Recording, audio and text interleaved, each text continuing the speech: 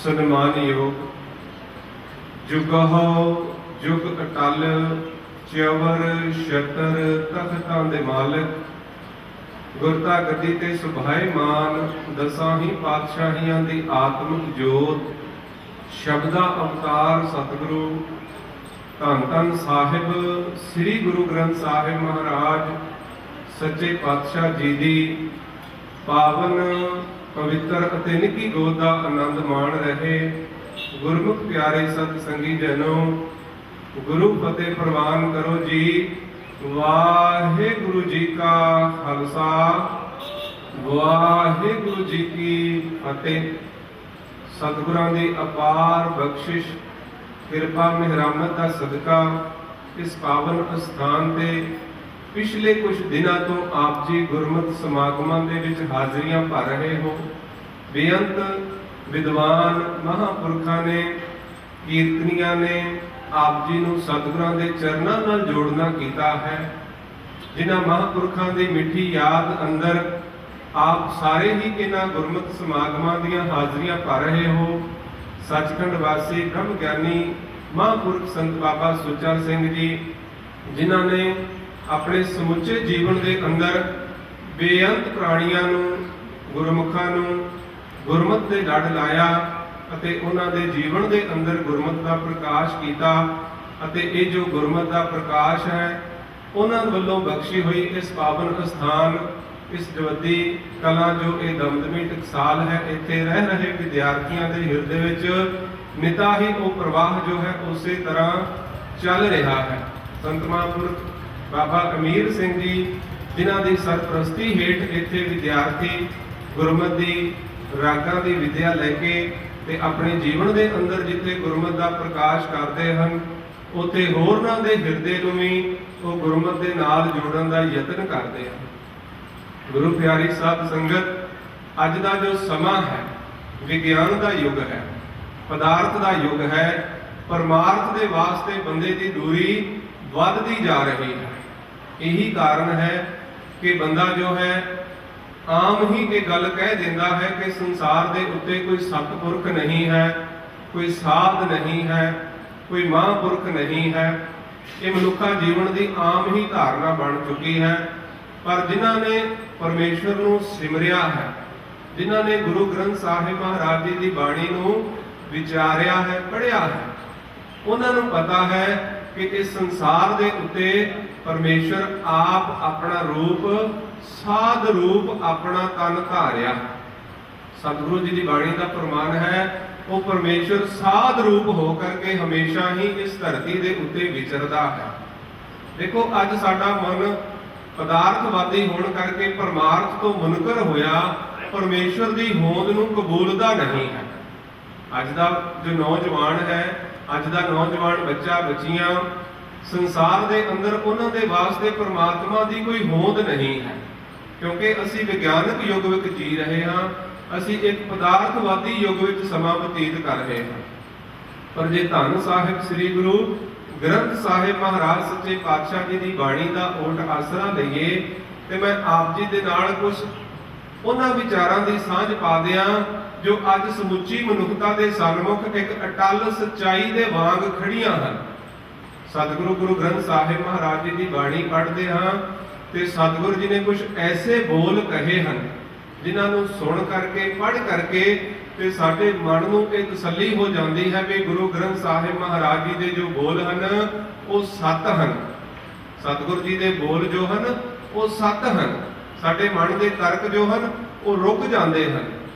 कि सतगुरु जी की बाणी आपां पढ़ीए तो सतगुरु जी बाणी के अंदर फरमान करते हैं साचे ते पवना भया पवने ते जल होए जल ते त्रिभवन साजिया घट घट जोत समोए। गुरु ग्रंथ साहिब महाराज जी की बाणी के अंदर सतगुरु ने यह सिद्धांत दिता दुनिया नूं। देखो गुरु नानक पातशाह सब तो बड़े विज्ञानक होए हैं जिन्हां दे कोल ना तो कोई टैलीस्कोप है, ना ही कोई लैबोरेटरी है, ते ना ही कोई विज्ञान के साधन हैं। पर भट्ट साहिबान सतगुरु नानक पातशाह जी के बाबत ये गल कथन करते हैं आप नारायण कला धार जग में परवरियो निरंकार आकार जोत जग मंडल करियो। परमेश्वर आप गुरु नानक रूप होके इस संसार विच आए ते सतगुर ने कुछ सच्चाइयां साडे सन्मुख रखियां। बचपन दे विच असीं सुनिया करदे सी कि धरती नूं किसे धौल बलद ने चुकिया होया है।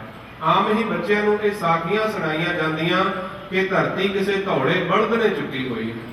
पर सतगुरु गुरु नानक पातशाह जी का समा जदों आया तो सतगुरु जी ने कहा धरती होर परै होर होर तिस ते भार तलै कवन जोर। भाव ये धरती एक नहीं है, ये धरतियां बेअंत हैं। पाताला पाताल लख आगासा आगास ओढ़क ओढ़क भाल थके वेद कहन एक बात। सतगुर बख्शिश करते कहन कतेबा जिन्नियां भी परमेश्वर दे रचियां हुई संसार दे उत्ते ज्ञान दीयां किताबां हन, सतगुर बख्शिश करते हैं सब दा सारियां उस परमेश्वर का ही कथन करदियां हन। हुण देखो सतगुरु जी की बाणी दे विच जिथे कि अटल सच्चाइयां हन, उत्थे परमेश्वर दे बाबत भी सानू उन्हां गुरमुख प्यारियां दे वचन मिलते हैं जिन्हां ने परमेश्वर दे नाल साखियात कीती है, जिन्हां ने परमेश्वर दे नाल सांझ पाई है। उन्हां दे बोल भी सतगुरु जी की बाणी दे विच हैं। ते भगत नामदेव जी का जिक्र आउंदा है ते आप जी नूं पता है बाणी दे विच आपां हर रोज पढ़ते हाँ, अहंकारियां निंदकां पिठ दे नाम दिओ मुख लाया। परमेश्वर ने नामदेव नूं मुख लाया। सतगुरु जी की बाणी का फरमान है फेर दिया देहरा नामे कहो पंडियन कहो पिछवारला। परमेश्वर ने नामदेव के वास्ते अपना देहरा घुमा दिता। एक होर प्रमाण मिलता है भगत नामदेव जी के ही जीवन का। सतगुरु गुरु ग्रंथ साहिब महाराज जी की बाणी के अंदर जिक्र आउंदा है भगत नामदेव जी के पिता एक दिन किते काम ते जाना सी ते जाण लगे कह गए भी नामदेव अज ठाकुर नूं तू भोग लवाना है, दुध पियाना है। ते भगत नामदेव जी लैके दुध का कटोरा ते गए हन ठाकुर दे सन्मुख ते जाके अगे रख के ते बेनतियां करदे भी आ दुध मेरा ग्रहण करो पीना करो। ते सतगुरु गुरु ग्रंथ साहिब महाराज जी की बाणी दे विच सतगुरु जी ने फरमाया है कि नामे देख नारायण हसै। नामे नूं देख के नारायण हसदा है, परमेश्वर खुश हुंदा है। ते भगत नामदेव जी के शब्द आपां पढ़दे हां कि दूध कटोरै गडवै पानी कपल गाए नामै दुह आनी। दूध पियो गोबिंदे राय, दूध पियो मेरा मन पतियाए, नहीं ता घर का बाप रिसाए। सोएन कटोरी अमृत भरी, लै नामे हर आगे धरी। एक भगत मेरा हृदय बसै, नामे देख नारायण हसै। नामे नूं देख के नारायण खुश हुंदा है। ते सतगुरु जी की बाणी का फरमान है दूध पियाए भगत घर आया, नामे हर का दर्शन पाया। नामे नूं परमेश्वर का दर्शन होया है, नामे नूं परमेश्वर का दीदार होया। श्री गुरु अमरदास सच्चे पातशाह सतगुरु जी के श्री राग के अंदर बोल हैं। सतगुरु गुरु अमरदास सच्चे पातशाह बख्शिश करते हैं हौ ढाडी हर प्रभ खसम का, हर कै दर आया, हर अंदर सुनी पुकार, ढाडी मुख लाया। हर पुछया ढाडी सत कै कित अर्थ तू आया। देखो सतगुरु जी के नाल परमेश्वर का वार्तालाप हो रहा है। सतगुरु जी का परमेश्वर के नाल वार्तालाप है। अज असी सोचते हाँ शायद परमेश्वर है कि नहीं है। साडा मन दुविधा दे विच है, साडे मन के अंदर भावना नहीं बनती। पर जिन्हां दे मन भावना के नाल भरे हुंदे हन उन्हां नूं सत दा पता लगता है, उन्हां दे हिरदे के अंदर सत दा प्रकाश हुंदा है। सतगुरु गुरु गोबिंद सिंह महाराज जी के वचन आपां पढ़ते हाँ। सतगुरु जी ने सानू यही हुक्म दिता सी आग्या भई अकाल की तबै चलायो पंथ, सब सिखन को हुक्म है गुरु मान्यो ग्रंथ। सतगुरु जी ने कहा गुरु ग्रंथ जी मान्यो प्रगट गुरां की देह, जो प्रभ को मिलियो चह खोज शब्द में लेह।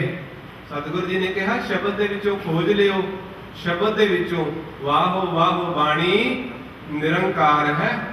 सतगुरु बख्शिश करते हैं जैसी मैं आवे खसम की बाणी तैसड़ा करी ज्ञान वे लालो। सतगुरु बख्शिश करते हैं धुर की बाणी आई तिन सगली चिंत मिटाई।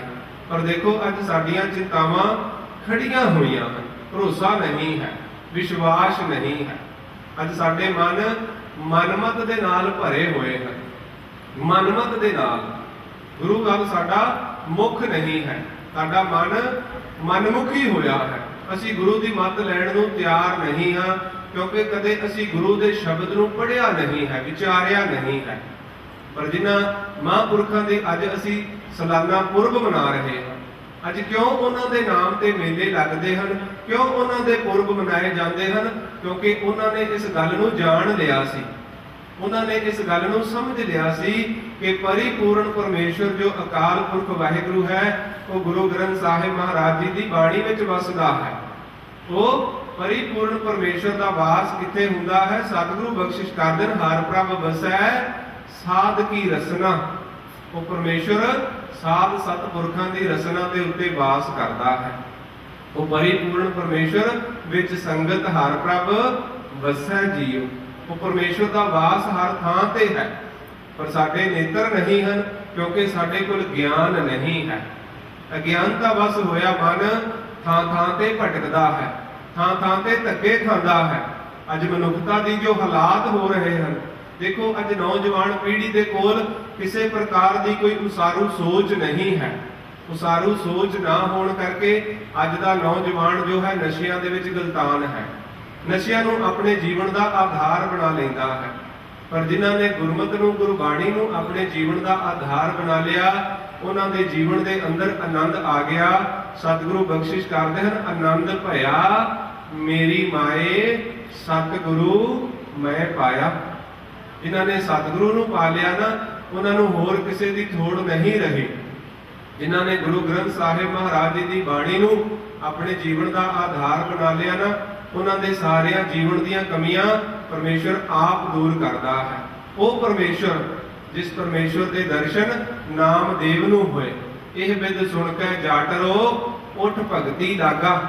भगत धन्ने जी का जिक्र कर लीए तो सतगुरु जी बाणी अंदर फरमान करते हैं, यह बिद सुन के जाटरो। जाटरो तो भाव वो जट निवाणा भोला, भाव की भगत धन्ना। यह बिद सुन के जाटरो उठ भगती लागा, मिले प्रतख गुसाइयां धन्ना वड भागा। ते धन्ना वड्डिया भागा वाला हो गया। परमेश्वर आप आके ते धन्ने नूं दर्शन दिते। सतगुरु बाणी विच सानू समझाउंदे हन भाई परमेश्वर अज भी किते गया नहीं है, सदा अंग संगे अभंगन विभूते। सतगुरु बख्शिश करदे हन तू भावना ते कर, तू शरधा ते कर। तेरे मन की शरधा ते बनदी नहीं ते पुजे होयां दे उत्ते तू तर्क करदा है। जिन्हां दा जीवन बनिया है उन्हां दे उत्ते तू तर्क करदा है। ते सतगुरु जी ने कहा आप ना देह चुरू भर पानी तेह निंदा जेह गंगा आनी। आप ते कदे किसी नूं कप पानी का गिलास नहीं पियाया हुंदा। ते जिन्हां ने एडे एडे परोपकार कीते हैं दुनिया के उत्ते, उन्हां दे उत्ते मनुख तर्क करन लगा 1 मिनट लांदा है। उन्हां दे उत्ते मनुख तर्क करन लगा 1 मिनट लांदा है। पर सतगुरु बख्शिश करदे हन आप ना देह चुरू भर पानी तेह निंदा जेह गंगा आनी। जिन्हां महापुरखां ने संसार के उत्ते देखो इन्ने मनुखा नूं विद्वान बना दिता, गुरमत के रस्ते ते तोड़ दिता। ते देखो उन्हां दा वल्लों चलाया होया ये पवित्र स्थान जदों तक ये धरती रहनी है, जदों तक ये मानवता रहनी है, उदों तक इत्थे गुरमत का प्रकाश इत्थे तरह ही हुंदा रहना है। क्यों? क्योंकि उन्होंने सच्चाई नूं जान लिया, उन्होंने सच नूं पहचान लिया कि वो परिपूर्ण परमेश्वर जो निरंकार वाहिगुरु है। घट घट मैं हर जू बसै संतन कहियो पुकार। सतपुरख पुकार पुकार के ये गल कहते हैं भाई हर एक दे विच परमेश्वर है, हर एक दे विच परमेश्वर का वास है। सतगुरु गुरु ग्रंथ साहिब महाराज जी की बाणी पढ़िए ते सतगुरु बाणी के अंदर फरमान करते हैं भाई काहे रे बन खोजन जाई सर्ब निवासी सदा अलेपा तोहे संग समाई। ओ परमेश्वर तेरे संग वसदा है। काहे रे बन खोजन जाई, तू क्यों बन बन धक्के खांदा फिरदा है, तू क्यों दर दर ते भटकदा फिरदा है। तेरे अंदर बैठा होया है, तेरे नाल वस रहा है, तेरे नाल विचर रहा है। काहे रे बन खोजन जाई, सर्व निवासी सदा अलेपा तोहे संग समाई। सतगुर कहंदे तेरे नाल है, तेरे नाल ही रहिंदा है अठे पैर। सदा अंग संगे अभंगं विभूते, सदा तेरे नाल है। पर तेनू इस गल का एहसास नहीं है, क्योंकि तू गुरु की शरण नहीं आया, तू गुरु के उपदेश नू कमाया नहीं है। इस करके तेरे मन के अंदर भावना नहीं है, भरोसा नहीं है। ते सतगुर कहंदे किवें वो तेरे नाल वसदा है। सतगुरु जी ने बख्शिश की कि जिवें जैसे कोहप मद ज्यों बास बसत है। कोहप कहंदे हन फुੱਲ नूं, ते सतगुर कहंदे इस संसार दे विच परमेश्वर इस तरह करके जाणो जिवें फुੱਲ दे विच खुशबोई हुंदी है। नजर नहीं आउंदी पर महसूस की जा सकती है। इसे प्रकार परमेश्वर जो शक्ति है नजर उदों आउंदी है जदों ओदी रहमत हुंदी है, पर उन्होंने महसूस किया जा सकता है। हर एक दे हिरदे विच वो बोलदा है, हर एक दे नेत्रां दे विचों वो देखदा है। सद सुणदा सद वेखदा, ओही वेख रहा है, ओही सुन रहा है। सतगुर कहंदे हन भाई कोहप मद ज्यों बास बसत है, मुकर माहे जैसे छाई, तैसे ही हर बसै निरंतर घट ही खोजो भाई। वो परमेश्वर तेरे नाल बैठा है, वो परमेश्वर वो परिपूर्ण हस्ती अकाल पुरख जो है वो तेरे नाल है। पर क्योंकि मनुख का मन कदे गुरु के उपदेश नूं सुनदा नहीं है, गुरु के उपदेश नूं कदे ग्रहण नहीं करता, इस करके तर्क करता है। इस करके अज का नौजवान, अज की नौजवान पीढ़ी जो है वो पदार्थवादी हुई विज्ञानक युग दे विच जी रहे बच्चे, उन्हां नूं इह गल समझ विच नहीं आउंदी भी परमेश्वर भी कोई हस्ती है, परमेश्वर भी कोई शक्ति है। क्योंकि जो कुछ असीं देखते हाँ वो सानू मनुखता का बनाया होया नजर आता है। पर सतगुरु गुरु ग्रंथ साहिब महाराज बख्शिश करते हैं भाई कि जो कुछ भी तुसीं देख रहे हो, ये जो कुछ भी बनया है, ये पिछे उस परमेश्वर का ही बल है, ये पिछे उस परमेश्वर की ही शक्ति है। क्योंकि हुक्म अंदर सब को, बाहर हुक्म ना हुए। ਉਹਦੇ हुक्म तो बाहर कुछ नहीं है। भै विच पवन वहै सद वाओ, भै विच चलै लख दरियाओ, भै विच अगन कढह वेगार, भै विच धरती दबी भार, भै विच सूरज, भै विच चंद, कोह करोड़ी चलत ना अंत। ਉਹਦੇ परमेश्वर के हुक्म दे विच ही ये सारी कायनात चल रही है, सारी सृष्टि परमेश्वर के हुक्म विच चल रही है। इको मन का सुभाव ऐसा है, मनुखा मन एक ऐसा है जिहड़ा परमेश्वर की होंद तो मुनकर होया बैठा है, जिहड़ा परमेश्वर की होंद नूं कबूलदा नहीं है। ते अज साडे समाज दे विच असीं देखो दूरियां वध रहीआं हन, परिवार टुट रहे हैं, माता पिता दा बच्चे दे नालों जो दूरी है वध रही है, बच्चों के नालों माता पिता की दूरी वध रही है, समाज खिंड रहा है, परिवार टुट रहे हैं। क्यों? क्योंकि वो सांझ नहीं असी पा सकते जिहड़ी सांझ पाण दे वास्ते सानू गुरु समझाउंदा है। जे सांझ पाण दे वास्ते सानू गुरु उपदेश बख्शिश करता है। जे असी अपने घरां दे अंदर गुरमत दा प्रकाश रखीए, गुरु की बाणी रखीए, तो सतगुर सानू समझाउंदे हन। सतगुरु जी के बचन आपां पढ़ते हैं, काहे पूत झगड़त हो संग बाप, जिनके जड़े बडेरे तुम हो, तिन स्यों झगड़त पाप। सतगुरु बख्शिश करते हैं, हे बच्चे तू अपने माता पिता के नाल झगड़ा ना कर, जिदे करके तेनू ये रुतबे मिले हैं, जिदे करके तेनू ये पदार्थ मिले हैं, जिदे करके तू संसार विच आया है, उन्हां दे नाल झगड़ा करने का पाप लगता है। काहे पूत झगड़त हो संग बाप, जिनके जने बडेरे तुम हो, तिन स्यों झगड़त पाप। अज बच्चा वड्डा हो जाता है तो माता पिता नूं एक पासे ला देंदा है, कहता है इन्हां दी हुण जरूरत नहीं है, ये पुराने हो गए हैं। तो अजकल माता पिता तुसीं देखो अज समाज दे विच ओल्ड होम बन रहे हैं, समाज दे विच एक सभ्य समाज की यह सभ्यता है भी बुजुर्गों नूं, बुजुर्ग ਬਜ਼ੁਰਗਾਂ ਨੂੰ ਬਾਹਰ ਕਿਸੇ ਘਰ ਵਿੱਚ ਛੱਡ ਆਓ, ਘਰ ਦੇ ਵਿੱਚ ਇਹਨਾਂ ਦੀ ਲੋੜ ਨਹੀਂ ਹੈ। ਪਰ ਸਤਿਗੁਰੂ ਗੁਰੂ ਗ੍ਰੰਥ ਸਾਹਿਬ ਮਹਾਰਾਜ ਜੀ ਦੀ ਬਾਣੀ ਦੇ ਨਾਲ ਜੇ ਅਸੀਂ ਆਪਣੇ ਬੱਚਿਆਂ ਨੂੰ ਜੋੜੀਏ, ਉਹਨਾਂ ਨੂੰ ਗੁਰਮਤਿ ਦੇ ਨਾਲ ਜੋੜੀਏ, ਤੇ ਗੁਰਮਤਿ ਦੇ ਨਾਲ ਜੁੜਿਆ ਹੋਇਆ ਜੀਵਨ ਕਦੇ ਵੀ ਆਪਣੇ ਮਾਤਾ ਪਿਤਾ ਨੂੰ ਧੱਕਾ ਨਹੀਂ ਦਿੰਦਾ।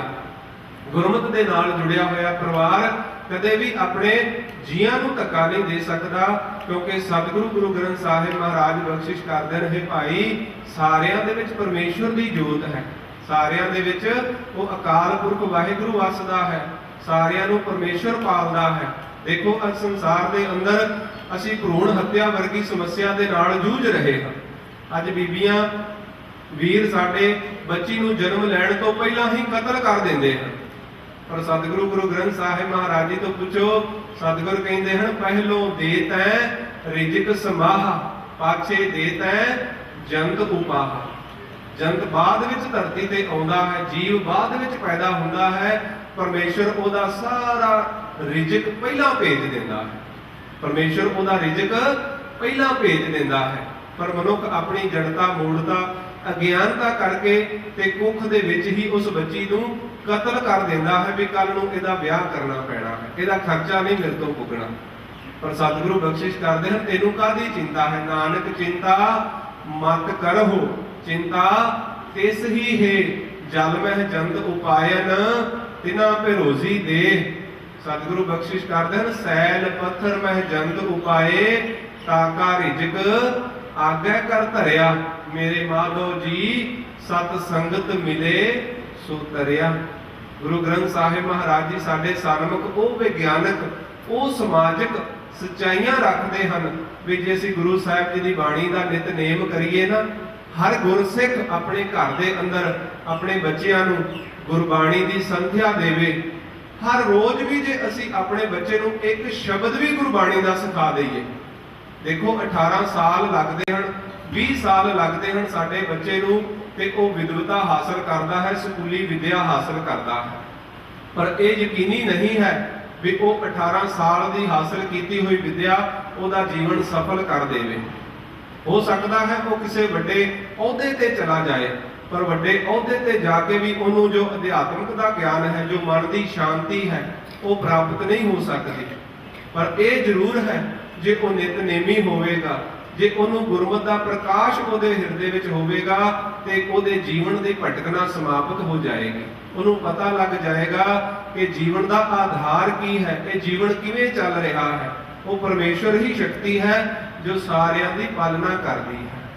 ਜੇ ਇੱਕ ਸ਼ਬਦ ਵੀ ਅਸੀਂ ਹਰ ਰੋਜ਼ ਗੁਰਮਤਿ ਦਾ ਗੁਰਬਾਣੀ ਦਾ ਪੜ੍ਹ ਸਕੀਏ ਤੇ ਸਤਿਗੁਰ ਬਖਸ਼ਿਸ਼ ਕਰਦੇ ਹਨ ਇੱਕ ਦਿਨ ਤੇਰਾ ਜੀਵਨ ਉਸ ਪਰਿਪੂਰਨ ਪਰਮੇਸ਼ਵਰ ਦੇ ਨਾਲ ਹਰ ਹਰ ਜਨ ਦੋਈ ਏਕ ਹੈ, ਵਿਭ ਵਿਚਾਰ ਕਛ ਨਾਹੇ, ਜਲ ਤੇ ਉਪਜ ਤਰੰਗ ਜਿਉ ਜਲ ਹੀ ਵਿਖੇ ਸਮਾਹੇ।